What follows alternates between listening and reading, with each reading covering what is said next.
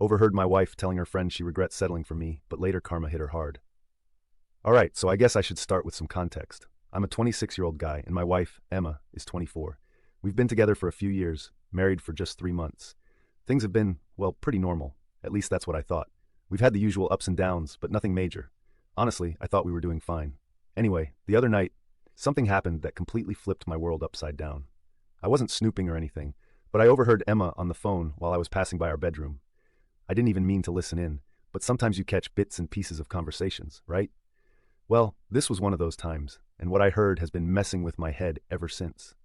Emma was talking to one of her best friends. I'm not sure who it was, but it sounded like one of those deep, serious talks. You know, the kind where you can tell someone's venting about life. I was about to keep walking, but then I heard my name. That made me pause for a second because, well, who wouldn't? Hearing your name in a private conversation sparks curiosity, even if you don't want it to. Emma said, "Don't settle for just anyone. That's the mistake I made with Michael." My heart stopped. I felt like I got punched in the gut. She went on, "He was my last resort, and now look where it's gotten me." I just stood there, frozen. I couldn't believe what I had just heard. My wife, the woman I thought was happy with me, saying I was her last resort. I couldn't even process it right away. I felt like my brain was short-circuiting. Like, how do you even react to something like that? My first instinct was to barge in and demand an explanation, but I didn't. I don't know why. Maybe I was too shocked, or maybe I didn't want to hear more. Either way, I just walked away. The rest of the night, I couldn't think about anything else. I tried to act normal around Emma, but it was impossible. Every time I looked at her, I heard those words again in my head, last resort. It was like they were burned into my brain. I kept asking myself, how long has she felt this way? Has she always thought of me like this? Was I blind this whole time? I didn't sleep that night. I just lay in bed, staring at the ceiling, replaying that conversation over and over. Part of me wanted to believe there was some kind of misunderstanding, that maybe I didn't hear her right. But deep down, I knew what I heard, and there was no twisting it into something else. The thing is, I never saw any signs of this before. Emma always seemed happy, or at least content. Sure, we had our occasional arguments, but who doesn't? There was nothing that made me think she felt trapped or like she had settled for me. It's not like she was forced into this marriage. We were together for a good while before tying the knot. We talked about our future, our goals, even kids someday. None of it ever felt fake or forced, at least not to me. As I lay there that night, my mind started spiraling. What if she's always felt this way and just never said anything? What if every moment we shared, every "I love you" was just her going through the motions? I felt like a complete idiot, thinking back to all the times I thought we were happy, wondering if it was all just an act on her part. And then another thought hit me. What if there's someone else? I mean, she mentioned settling for me, right? Who's to say there wasn't someone before me that she really wanted to be with? Someone she still thinks about? That thought made my stomach churn. I didn't want to go down that rabbit hole, but once the idea was in my head, it wouldn't leave. By morning, I was exhausted, both physically and emotionally. Emma woke up looking as cheerful as ever, like nothing had happened. I tried to play it cool, but inside, I was a mess. I couldn't bring myself to confront her right away. I needed more time to figure out what to say and how to say it. But every second I spent not talking about it felt like I was suffocating. Throughout the day, I kept catching myself watching her, analyzing her every move. Was she texting someone else? Did she seem distant? Was she hiding something? Honestly, I felt paranoid, like I was losing my mind. But how could I not? Hearing your partner say you were their last choice messes with you in ways you don't expect. I even thought about talking to one of my friends about it, but I felt too embarrassed. What would I even say? Hey, I overheard my wife say I was her last resort. What should I do? It sounds ridiculous, like something out of a bad drama. Plus, I didn't want to paint Emma in a bad light to my friends if this turned out to be something we could work through. But the more I thought about it, the more I realized I couldn't just brush this under the rug. This was too big to ignore. As the day went on, my anxiety kept building. I knew I had to talk to her, but I couldn't shake the fear of what I might hear. What if she confirmed everything? What if she admitted she didn't really love me? Or worse, what if she just shrugged it off like it didn't matter? The thought of confronting her made my heart race, but I knew avoiding it wouldn't make it go away. By the time evening rolled around, I made up my mind. I had to bring it up, no matter how hard it was. I couldn't live with this gnawing at me. So after dinner, I casually said, "Hey, we should talk later." She looked at me a bit surprised, but just nodded. Little did she know, that conversation would change everything. After overhearing Emma say I was her last resort, my mind was racing. I couldn't shake the words, no matter how much I tried to convince myself that maybe it wasn't as bad as it sounded. The next day, everything felt different. I started noticing little things I hadn't really paid attention to before. Or maybe I just didn't want to see them. Emma was acting off. I mean, she still smiled, she still said all the right things, but there was something about the way she carried herself, like she was trying a bit too hard to act normal. Or maybe I was just imagining it because of what I heard. Either way, the tension was there, even if neither of us said anything about it. That morning, as we were having breakfast, I couldn't help but steal glances at her. She was scrolling through her phone like she usually does, but every now and then, I'd catch her typing quickly, then deleting and retyping. I don't know why, but it made me feel uneasy. I asked her casually, "Who are you texting?" She looked up almost startled, like she didn't expect me to notice. "Oh, just a friend," she said, her voice a little too casual. "You don't know her." Then she went right back to her phone. That wasn't unusual, but now everything felt suspicious. I didn't press her, though. I just nodded and pretended like it didn't bother me. But it did. Throughout the day, I kept replaying her words from the night before. Was she texting the same friend she was talking to on the phone? Or was it someone else? My mind was coming up with 1,000 scenarios, none of them good. By the end of the day, I was mentally exhausted. I couldn't keep living like this, second-guessing everything she said and did. I knew I had to confront her, but I needed to find the right moment. The problem was, every time I thought about bringing it up, I felt this knot in my stomach. What if the conversation went worse than I expected? What if she confirmed all my worst fears? As we got ready for bed, Emma seemed completely oblivious to the storm brewing inside me. She kissed me goodnight and rolled over, falling asleep almost instantly. Meanwhile, I was lying there wide awake, my mind racing with a million thoughts. I started thinking back to all the moments in our relationship where I might have missed signs. Were there times when she seemed distant, but I brushed it off as her having a bad day? Were there moments when she hinted at being unhappy, but I was too blind to see it? And then there was the nagging thought. What if she was comparing me to someone else? Someone she thought was better? The idea of being someone's backup plan, the person they settled for because they couldn't have what they really wanted, made me feel sick. I stared at the ceiling for what felt like hours, trying to figure out my next move. I couldn't keep living with this doubt, but I also couldn't just blurt it out in the middle of the night. I needed to find the right time and the right words. But more importantly, I needed to be ready for whatever she was going to say, because deep down, I knew that once I opened that door, there was no going back. After a few days of feeling like my head was about to explode from all the overthinking, I finally decided I couldn't take it anymore. I had to talk to Emma. I mean, how do you just sit on something like that, knowing your wife sees you as a last resort? It was eating me alive, and I knew if I didn't bring it up, I'd probably go insane. That morning, we were both home. I tried to keep things as normal as possible, even though I felt like my heart was racing out of my chest. We had breakfast together, but I couldn't taste a damn thing. I just kept staring at her, trying to figure out how to start the conversation. Every time I opened my mouth to say something, I'd chicken out. Finally, I couldn't hold it in anymore. After we finished eating, I took a deep breath and said, "Hey Emma, we need to talk." She looked up from her phone, a little surprised, but didn't say anything. I motioned for us to sit in the living room. We sat down on the couch, and the tension in the air was so thick you could probably cut it with a knife. Emma looked at me, her face a mix of curiosity and concern. I could tell she was trying to figure out what was coming. "Okay," I started, trying to keep my voice steady. "I need to ask you something, and I need you to be honest with me." She nodded, still quiet. I took another deep breath and then just went for it. "A few nights ago, I overheard you on the phone with your friend. You said something about settling for me and that I was your last resort." Her eyes widened, and for a moment, she didn't say anything. It was like time had frozen, and I was just sitting there waiting for the world's worst news to drop. Finally, she let out a nervous laugh, the kind you do when you're caught off guard.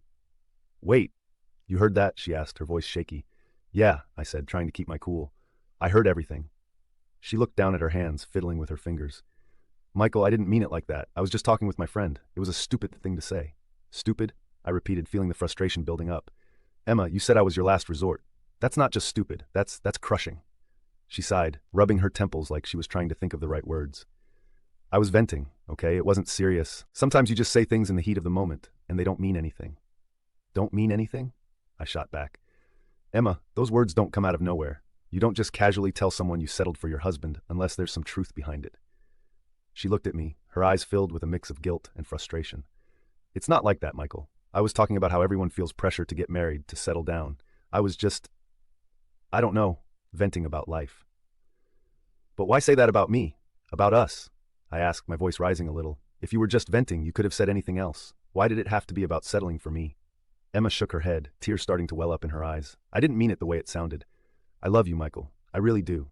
I was just feeling stressed, and it came out wrong. I wanted to believe her. I really did. But something about the whole thing felt off, like there was more she wasn't telling me. Emma, I need to know. Do you really feel like you settled for me? Like I was your last resort?" She didn't answer right away. Instead, she looked down again, avoiding my eyes. The silence was deafening, and every second that passed felt like an eternity. Finally, she whispered, "I don't know." That hit me like a ton of bricks. "You don't know?" I repeated, my voice barely above a whisper. "What does that even mean?" "It means I don't know how I feel sometimes," she said, her voice trembling. I love you, but sometimes I wonder if I made the right choice. Not because of you, but because of me. I'm scared I rushed into this too fast, and now I don't know how to fix it. I leaned back on the couch, trying to process everything. Part of me was angry, but another part just felt sad, like all the air had been sucked out of the room. So what now? I asked, barely able to get the words out. What are we supposed to do with this? Emma wiped her eyes, sniffling. I don't know, she said again. I didn't want to hurt you. I never meant for any of this to happen. We sat there in silence for what felt like forever. Neither of us knew what to say or where to go from here. The only thing I knew for sure was that our marriage was now on shaky ground, and I didn't know if we could fix it. After the conversation with Emma, everything felt like it was hanging by a thread. It was awkward, tense, and honestly exhausting. We didn't talk much the rest of that day. It was like we both needed space, but were too afraid to actually say it. Every little thing felt heavy, like we were walking on eggshells around each other. The next morning, things were no better. We went through the usual motions, breakfast, getting ready for the day, but it was like we were on autopilot. I couldn't stop thinking about what she had said. I don't know. Those 3 words just kept replaying in my head. It felt like a death sentence for our marriage, but at the same time, it left everything so open-ended, like there was no real closure. Emma was unusually quiet, too. Normally, she's the one who keeps the conversation going, but now it was like she was lost in her own thoughts. I caught her staring at her phone a lot, probably texting that same friend from before. I didn't have the energy to ask about it, though. I was too drained to even care at that point. By the afternoon, I couldn't take the silence anymore. I needed to get out of the house. I told Emma I was going for a walk, and she just nodded, not even looking up from her phone. That stung more than I expected. I walked around aimlessly for a while, trying to clear my head, but no matter how far I walked, I couldn't escape the storm inside me. When I got back, Emma was in the same spot on the couch, still glued to her phone. I don't know why, but seeing her like that made something snap inside me. I blurted out, "We need to figure this out. We can't keep pretending everything's fine." She looked up, startled. "I know," she said quietly. "I just don't know where to start." "Start by being honest with me," I said, my voice more forceful than I intended. "Do you even want to be in this marriage? Because right now, it feels like you're already checked out." She bit her lip, clearly struggling with what to say. "Michael, I don't want to hurt you, but I feel so confused. I thought getting married would make things clearer, but it's only made me realize how unsure I am." That was like another punch to the gut. "So what are you saying? You want out?" "I don't know," she repeated, and I felt like I was going in circles. "I just need time to figure out what I really want." Time. That's always the go-to, isn't it? But time wasn't what I needed. I needed answers. I needed to know if we had a future or if I was just wasting my time holding on to something that was already dead. "Emma, time isn't going to fix this," I said, trying to keep my voice steady. "We're either in this together or we're not. Sitting around waiting isn't going to magically make things better." She looked away, her eyes filling with tears. "I don't know what you want me to say, Michael. I'm scared. I don't want to make the wrong decision." I sighed, running a hand through my hair. "And what about me? Do you think this is easy for me? I'm sitting here questioning everything about our relationship, wondering if you ever really loved me or if I was just the guy you settled for because you didn't want to be alone." Her head snapped back to me. "That's not fair. I do love you, Michael. I'm scared I rushed into this." "Then why didn't you say something before we got married?" I asked, feeling the frustration boil over. "You had every chance to call it off if you weren't sure." "Because I thought I could make it work," she admitted. "I didn't want to disappoint you. I didn't want to be alone." There it was, the truth I had been dreading but half expected. She stayed with me out of fear, not love, and now, we were both paying the price for it. We sat in silence for a long time after that, both of us lost in our own thoughts. I didn't know what to say anymore. What do you even say to someone who's basically told you they're not sure if they want to be with you? Eventually, Emma spoke up. "Maybe we need some space, just for a little while, to think things through."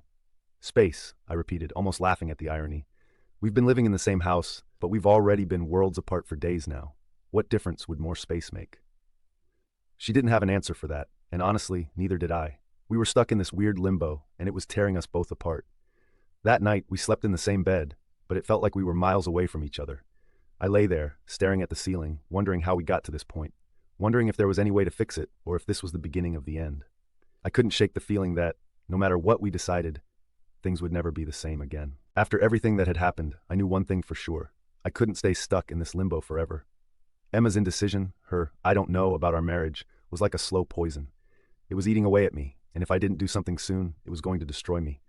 I needed to take control of my own life, even if that meant walking away from the person I thought I'd spend forever with. The next morning, I woke up feeling more determined than I had in days. Emma was still asleep, curled up on her side of the bed, looking peaceful, like none of this was weighing on her as much as it was on me. Maybe it wasn't. Maybe she had already mentally checked out, and I was the one left holding on to something that wasn't there anymore. I got up quietly and went to the living room. Sitting there, I started thinking about what my life would look like without Emma. It was scary, sure, but the more I thought about it, the more I realized I'd been living in fear long enough. Fear of losing her, fear of being alone, fear of starting over. But maybe, just maybe, being alone was better than being someone's last resort. I spent the day gathering my thoughts, figuring out what I wanted to say to her. I wasn't going to let this drag on any longer. It was time for us to have a real conversation, one that wasn't filled with half-truths and I don't knows. That evening, after dinner, I sat her down. "Emma, we need to talk," I said, trying to keep my voice calm but firm. She looked at me, her face serious. "Okay." I took a deep breath. "I've been doing a lot of thinking about us, about everything that's happened, and I can't keep living like this. I need to know if we're going to fix this or if it's time to move on." Emma looked down, fiddling with the edge of her sweater. "I've been thinking too," she said softly, "and I don't think I can give you the answer you're looking for." I nodded, expecting that response, but still feeling the sting of it. "Then I think it's best if we go our separate ways," I said, my voice shaking slightly. "I love you, Emma, but I can't be in a marriage where I'm not someone's first choice. I deserve more than that." She started to cry, and for a moment I felt like a jerk, but I knew this was the right decision. Staying together out of fear or guilt wasn't fair to either of us. "I never wanted to hurt you," she whispered through her tears. "I know," I said, "and I don't want to hurt you either, but sometimes the best thing we can do is let go." We sat there in silence for a while, both of us trying to process what was happening. It felt surreal, like I was watching someone else's life fall apart, but it was my life, and I had to own it. The next few days were rough. We started the process of separating, figuring out who would keep what and how we were going to handle the logistics of splitting up. It was awkward and painful, but also necessary. Every step we took felt like another weight being lifted off my shoulders, even though it hurt like hell. One night, as I was packing up some of my things, Emma came into the room. "Michael," she said quietly, "I hope you find someone who makes you happy, someone who can be everything you need." I looked at her, my chest tightening. "I hope you find that too," I said, and that was it. No dramatic goodbyes, no long speeches, just two people realizing that sometimes love isn't enough, and it's okay to let go. After Emma moved out, I started focusing on myself. I reconnected with friends I hadn't seen in a while, threw myself into work, and started figuring out who I was outside of my marriage. It wasn't easy, and there were days when I missed her so much it physically hurt, but I knew I was doing the right thing. One night, a few weeks after Emma left, I was sitting on my couch, scrolling through my phone, when I stumbled across an old photo of us. We looked so happy, so in love. For a moment, I felt a pang of regret, wondering if there was something more I could have done to save us. But then I remembered everything we'd been through, all the pain and confusion, and I realized that sometimes the best thing you can do is let go. I'm not saying I have it all figured out now. I'm still healing, still figuring out what comes next, but for the first time in a long time, I feel hopeful. I know I deserve to be with someone who sees me as their first choice, someone who loves me without hesitation or doubt, and I'm willing to wait for that. Moving forward isn't easy, but it's necessary, and I'm ready to take that step. Update 1. It's been about a month since Emma and I decided to split. It hasn't been easy, but I've been doing my best to move on.